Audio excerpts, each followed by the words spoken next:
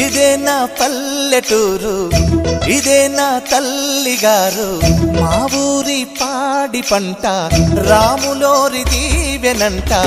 తల్లి గోదావరి నీళ్ళు కడిగే సీతమ్మ పాదాలు, ఊరంతా హాయ్ హాయ్ హాయ్, మనసంతా హాయ్ హాయ్ హాయ్. ఇదే నా పల్లెటూరు, ఇదే నా తల్లిగారు, మా ఊరి పాడి పంట రాములోరి దీవెనంట.